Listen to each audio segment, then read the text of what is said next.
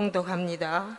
구약 시편 102편 12절에서부터 18절 말씀입니다. 876면이 되겠습니다.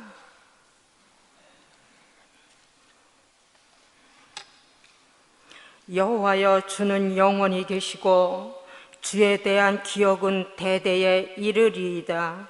주께서 일어나사 시온을 긍휼히 여기시리니 지금은 그에게 은혜를 베푸실 때라.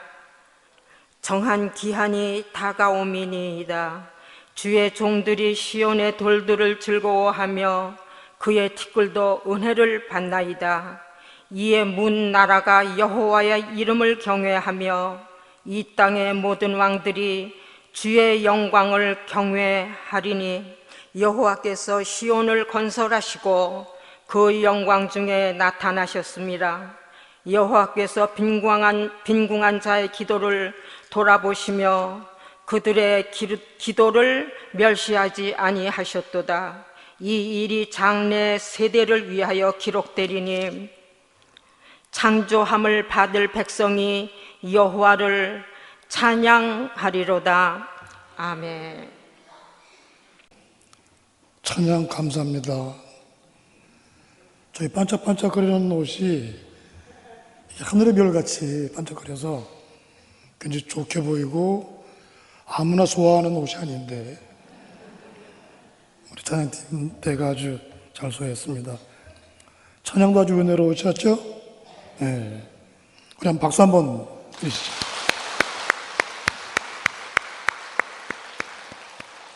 고맙습니다. 구약성경 시편을 보면 그 시편이 어떤 배경에서 나온 내용인지 제목이 붙어있는 시편이 있습니다. 예를 들어서 시편 57편은 이렇게 제목이 붙어 있습니다. 다윗의 믹담시. 믹담시는 제가 말씀드린 것처럼 하나의 기도의 창고라고 생각하시면 되고요. 인도자를 따라 알다셋에 맞춘 노래, 다윗이 사울을 피하여 굴에 있던 때에, 이렇게 제목이 있습니다.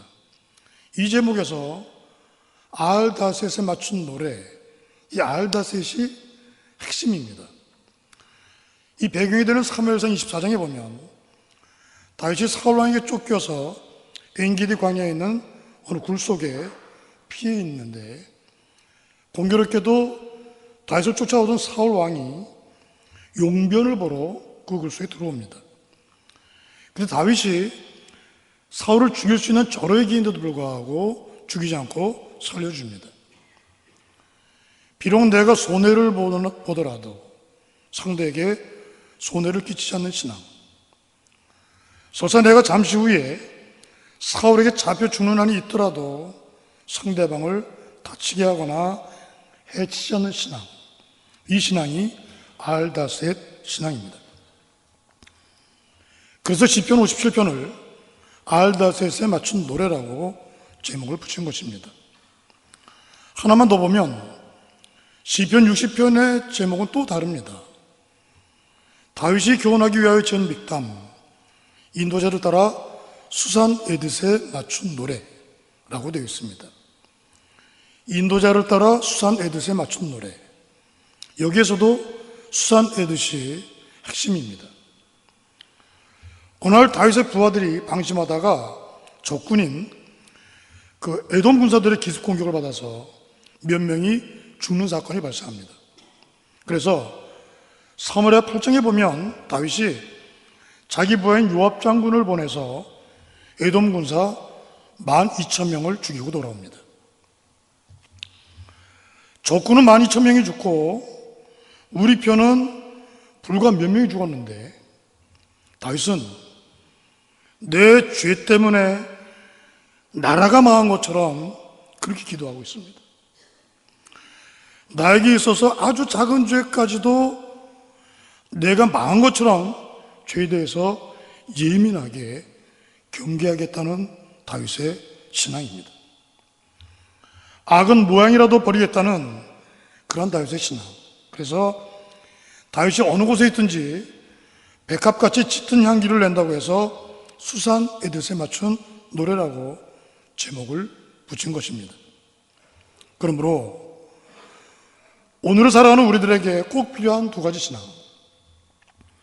비록 내가 손해를 보더라도 상대방을 위하고 배려하는 알다스의 신앙, 그리고 내가 어느 자리에 있든지 백합같이 짙은 그리스도의 향기가 나는 수산 에드스의 신앙, 이 두 가지 다윗의 신앙이 성도 여러분의 삶의 자리에 늘 충만하기를 주님의 이름으로 축원합니다. 오늘 우리가 살펴보는 시편 102편에도 제목이 있습니다. 한번 같이 읽어주시겠습니까? 시작. 고난당한 자가 마음이 상하여 그의 근심을 여호와 앞에 토라는 기도. 고난당한 자가 마음이 상하여 그의 근심을 여호와 앞에 토라는 기도라는 제목입니다. 사실 사람은 누구나 살아가면서 고난을 만나고 때로는 마음의 상처를 입기도 합니다. 또 어떤 문제 때문에 근심을 하고 고민할 때도 많이 있습니다. 우리 그리스도인들도 똑같이 이외는 아닙니다. 세상 사람들과 똑같은 고민을 하고 똑같은 상처를 받습니다. 그러나 한 가지 세상 사람들과 다른 것이 있습니다. 그것은 힘들 때마다 하나님 앞에 기도하는 것입니다. 성경은 우리에게 힘들고 어려울 때 기도하라고 말씀합니다. 그리고 어려울 때에도 기도하지만 한 걸음 더 나아가서 항상 쉬지 말고 기도하라고 말씀하고 있습니다. 그런데 우리는 항상이 아니라 그런 의식조차 없이 살아가는 순간이 더 많습니다. 복습 한번 하죠. 사람이 의식을 잃고 병원에 실려오면 죽었는지 살았는지 의사는 세 가지를 봅니다. 어딜 봅니까? 눈동자를 봅니다. 눈을 열어서 그 사람의 동공에 반사가 없으면 죽은 것입니다. 즉 상대방 눈동자에 내 얼굴이 반사되지 않으면 그 사람은 죽은 것입니다. 영적으로 보면 내가 어떤 사람을 보았을 때에 그 사람에게서 그리스도의 성품이 반사되지 않으면 그 사람의 신앙은 죽은 것입니다.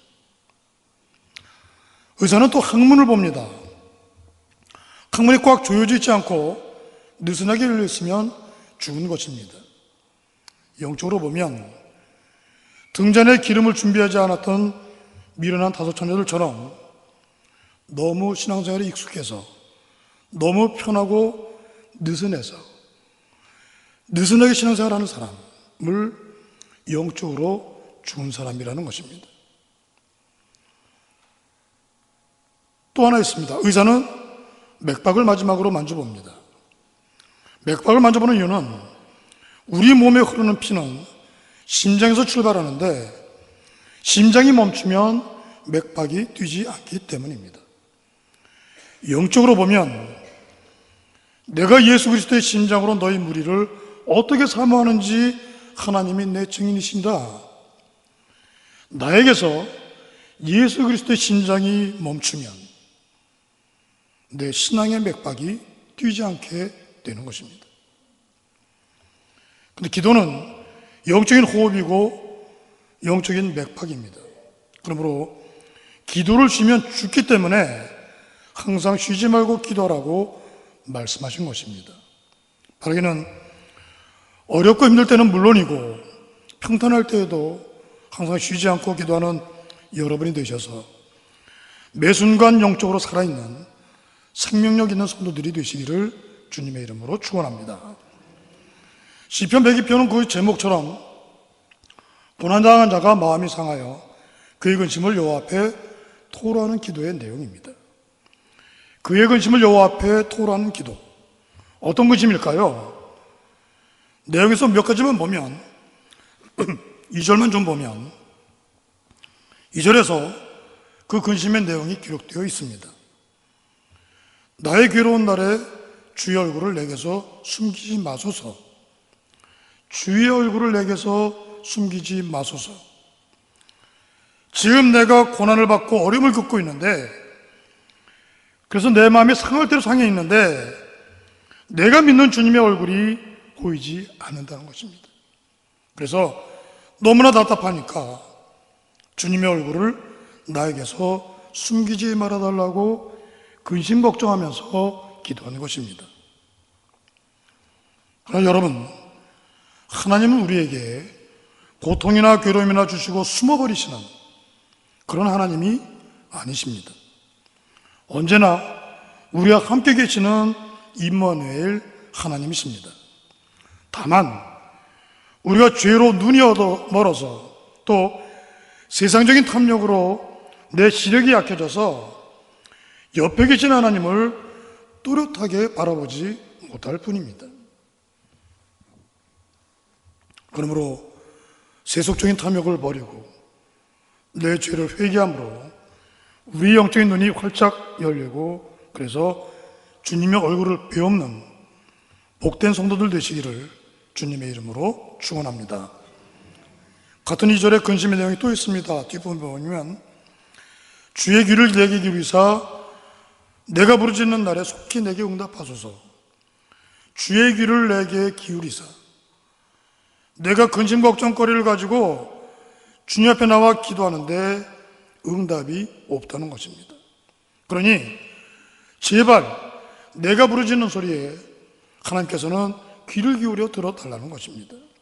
마치 하나님을 귀가 어두워서 듣지 못하는 청각장애를 가진 분으로 여기는 잘못된 기도가 되지 않도록 우리는 기도할 때 조심해야 하는 것입니다. 너는 내게 부르짖으라 내가 내게 응답하겠고 네가 알지 못하는 크고 은밀한 일을 네게 보이리라. 나의 부르짖는 기도를 들으시는 하나님, 그리고 그 기도에 응답해 주시는 하나님, 거기에 대해서 우리가 알지 못하는 신령한 복음의 비밀까지 보너스로 보여주시는 하나님, 그분 하나님이 우리의 친아버지신 것을 굳게 믿으시는 성도 여러분이 되기를 주님의 이름으로 축원합니다.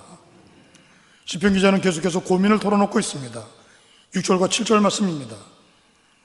나는 광야의 올빼미 같고 황폐한 곳에 부엉이 같이 되어 싸우며 내가 밤을 새우니 지붕 위에 외로운 참새 같으니이다. 여러분, 우리를 올빼미처럼 부엉이처럼 어둠 속에 두시는 것도 하나님이 목적하신 바가 있습니다. 그리고 지붕 위의 참새처럼 우리를 고독하게 하시는데도 하나님의 뜻이 있습니다. 따라서 내가 무엇인가를 바라고 도움이나 요청을 하는 것이 기도가 아닙니다. 나를 하나님의 것으로, 나를 하나님의 사람으로 강하게 세워가시려고 하는 하나님의 깊은 뜻을 깨닫게 해달라는 기도가 오늘 우리에게 필요한 것입니다. 이렇게 나로 하여금 고민하게 하시는 것, 나를 외롭게 하시는 것, 나를 어둠 속에 두시는 것, 이 모든 것이 나를 세워가려고 하시는 하나님의 은혜이고 축복입니다. 그러므로 우리가 아무리 힘들고 어려운 일을 만나도 원망이나 탄식하는 소리가 아니라 먼저 지금까지 살아오는 동안 순간순간 응답해 주시고 베풀어 주신 하나님의 은혜를 하나하나 찾아보면서 감사하는 신실한 성도들이 되시기를 주님의 이름으로 축원합니다. 그렇게 11절까지는 고난을 당하고 있는 시편 기자가 상한 마음을 안고 근심을 토로하는 장면이 기록되어 있습니다. 그런데 우리가 오늘 읽은 본문 12절부터는 분위기가 전혀 다르게 진행이 됩니다. 11절에서 내가 사는 날이 기울어지는 그림자 같고 시들어서 말라가는 풀과 같다고 탄식하던 시편 기자가 본문 13절에서 시온의 회복을 노래합니다. 13절을 한번 읽어주시겠습니까? 13절 시작. 주께서 일어나사 시온을 긍휼히 여기시리니 지금은 그에게 은혜를 베푸실 때라. 정한 기한이 다가옴이니이다. 아멘. 먼저 앞부분, 주께서 일어나서 시온을 긍휼히 여기시리니, 시온을 긍휼히 여기시리니, 시온은 원래 예루살렘에 있는 높이가 한 765m쯤 되는 높은 상등성이를 가리켰습니다. 그런데 세월이 흐르면서 예루살렘 전체를 시온성이라고 불렀습니다. 특히 다윗의 시대에 이곳을 수도로 삼고 하나님의 법궤를 이곳으로 옮겨왔습니다. 즉 시온은 말씀이 있는 곳입니다. 또 다윗은 아라우나의 타작마당을 사서 거기서 제단을 쌓는데 그날 솔로몬이 그곳에 예루살렘 성전을 세웠습니다. 즉 시온은 예배가 있는 곳입니다. 그리고 바벨론의 포로 시절에는 넓은 의미로 시온은 그들이 잃어버린 조국, 땅 전체를 의미하게 되었습니다. 즉 시온은 잃어버린 것을 다시 회복해야 할 대상으로서의 나 자신을 가리킵니다. 이것을 정리해보면 시온은 결국 말씀과 예배와 회복의 의미를 가지고 있습니다. 따라서 말씀이 있고 예배가 있고 회복이 있는 시온은 넓게는 이 나라가 시온이고 이 교회가 시온이고 오늘 예배하며 말씀을 듣고 잃어버렸던 것을 다시 찾아가고 회복하는 우리들 자신이 바로 시온입니다. 그래서 나의 하나님, 시온 하나님이 베풀어 주신 은혜의 자리에 지금 내가 앉아있는 줄 믿으시기를 주님의 이름으로 축원합니다. 그 뒷부분입니다. 같은 본문, 지금은 그에게 은혜를 베푸실 때라 정한 기한이 다가오민이이다. 정한 기한이 다가오민이이다. 표준 세번역 성경에서는 때가 왔습니다 그렇게 번역하고 있습니다. 즉 하나님께서 회복시켜 주실 때가 됐다는 것입니다. 여러분, 이 사실을 믿는 것이 대단히 중요합니다. 하나님이 회복시켜 주실 때가 되었다, 왔다는 것. 우리 하나님이 능력이 부족해서가 아니라, 하나님이 외면해서가 아니라, 하나님이 나에게 이런 고통과 쓰라림을 주셨지만 다시 회복시켜 주시기로 작정한 때가, 작정한 기한이 분명히 있다는 것입니다. 창세기 15장에 보면 하나님이 아브라함과 언약을 맺으시는 장면이 나오는데 하나님을 위해서 제물을 드리라고 명령하셨습니다. 여호와께서 그에게 이르시되 나를 위하여 3년 된 암소와 3년 된 암염소와 3년 된 순양과 산비둘기와 쥐비둘기 새끼를 취할지니라. 창세기 15장 9절 말씀입니다. 그런데 그 뒤에 10절 11절에 가보면 아브라함이 그 모든 것을 취하여 그 중간을 쪼개고 그 쪼갠 것을 마주대어 해놓고 그 새는 쪼개지 아니하였으며 솔개가 그 사체 위에 내릴 때에는 아브라함이 쫓았더라. 그 새는 쪼개지 아니하였으며, 즉 아브라함이 하나님 앞에 제사를 드리면서 순양도 각을 떠서 드렸고 암소도 각을 떠서 번제단에 올려놨는데 어린 비둘기 새끼는 너무 작아서 쪼개지 않고 통째로 갖다 놓는 그런 실수를 범한 것입니다. 이것 때문에 하나님이 그 모든 제물을 받지 않으셨습니다. 밤이 새도록 하나님께 제사를 드리는데도 하늘에서 불이 내리지 않았습니다. 그리고는 하나님이 12절 이하에서 말씀하시기를 여호와께서 아브라함에게 이르시되 너는 정령이 알라 네 자손이 이방에서 객이 되어 그들을 섬기겠고 그들은 400년 동안 네 자손을 괴롭게 하리니 그 섬기는 나라를 내가 징찰치며 그 후에 네 자손이 큰 재물을 이끌고 나오리라. 다시 말해서 믿음의 조상이라는 놈이 하나님이 원하시는 제사도 제대로 드리지 못해서 되겠느냐, 그런 말씀입니다. 그러시면서 너희 후손들이 400년 동안 애굽에서 종살이를 할 것이라고 말씀하셨습니다. 민족이 고통당할 것을 미리 말씀하셨습니다. 여기 400년이라고 하는 기간이 바로 하나님이 정하신 기한입니다. 그 정한 기한만 지나면 해방을 시켜주시기로 약속이 되어져 있는 것입니다. 이것은 우리가 믿어야 할 귀중한 약속입니다. 내가 살아가면서 당하는 고통도 때와 기한이 있다는 사실입니다. 이 사실을 모르면 문제가 생길 때마다 근심하고 아파하고 외로워하고 괴롭기만 합니다. 그래서 앞에서의 기도처럼 하나님 저에게 이러실 수 있습니까? 라는 원망과 불평을 하게 되는 것입니다. 여러분, 이스라엘 백성들이 430년 동안 애굽에 있었던 것은 절대로 허송세월이 아닙니다. 야곱의 한 가정이었던 이스라엘이 애굽 안에서 오히려 큰 민족을 이루었습니다. 그리고 애굽의 핍박과 고난 속에서 신앙이 얼마나 소중한지, 그리고 자유가 얼마나 소중한지를 깨달을 수 있었습니다. 바로 이것이 정하신 기한까지 고통 가운데 두신 하나님의 은혜이고 하나님의 축복입니다.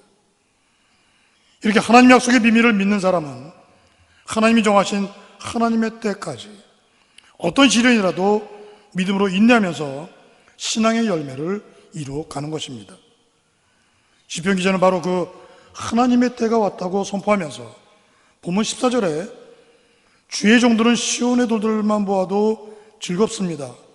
그 티끌에도 정을 느낀다고 노래하고 있습니다. 이 말씀처럼 하나님의 정하신 때, 하나님의 때를 믿는 사람은 성전뜰에 있는 돌 하나만 보아도 즐겁다는 것입니다. 성전 안에 있는 먼지 하나에도 애틋한 정을 느낀다는 것입니다. 그러므로 오늘 저녁 성전에 올라온 여러분들에게도 약속하신 하나님의 때를 믿는 믿음이 있어서 성전 뜰에 있는 돌 하나만 보아도 즐겁고 성전 안에 있는 먼지 하나에도 애틋한 정을 느낄 수 있는 하나님의 은혜가 충만하시기를 축복합니다. 그래서 어떤 고난 속에서도 소망을 잃어버리지 않고 괴로움 속에서도 오히려 즐거워하고 베풀어 주신 은혜를 믿음의 눈으로 하나하나 찾아가면서 하나님의 은혜의 약속이 여러분과 여러분의 가정에 반드시 이루어지기를 주님의 이름으로 축원합니다. 쭉 해서 19절쯤 내려가 보면 시편 기자가 이렇게 고백합니다.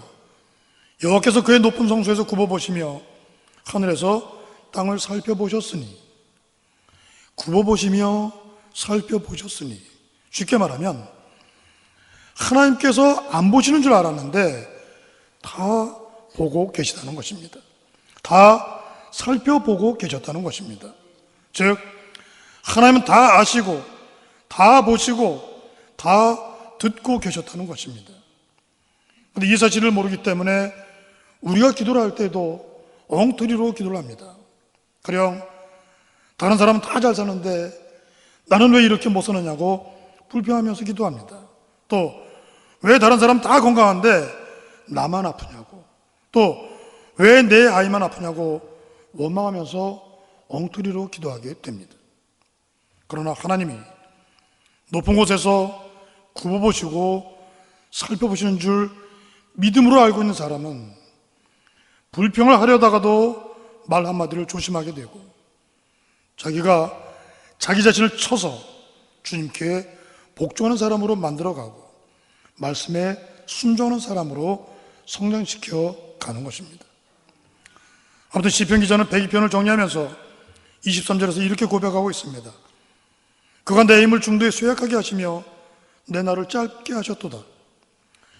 내 힘을 중도에 쇠약하게 하시며 내 날을 짧게 하셨도다. 우리에게 주신 힘이, 우리에게 주신 건강이, 우리에게 주신 시간이 영원하지 못하고 언젠가는 다 중단이 되고 쇠약해져서 쓸모없는 날이 온다는 것입니다. 그런데도 우리는 자꾸만 오늘 이 순간을 피하고 나중으로, 내일로 미루고 핑계를 대는 경우가 많이 있습니다. 오늘 시편 기자는 그렇게 하지 말라는 것입니다. 내 힘을 중도에 쇠약하게 하시는 하나님의 섭리를 깨닫고 기도 하나를 똑바로 하라는 것입니다. 시편 90편 10절 말씀을 공동번역 성서는 이렇게 번역하고 있습니다. 인생은 기껏해야 70년, 근력이 좋아야 80년, 그나마 거의가 고생과 슬픔에 젖은 것, 날아가듯 덧없이 사라지고 맙니다.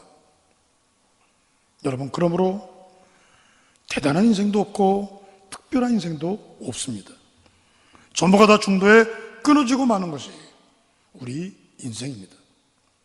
그러나 24절 말씀을 보면 믿는 사람들은 하루를 살아도 제대로 살다가 천국에 오라는 것입니다.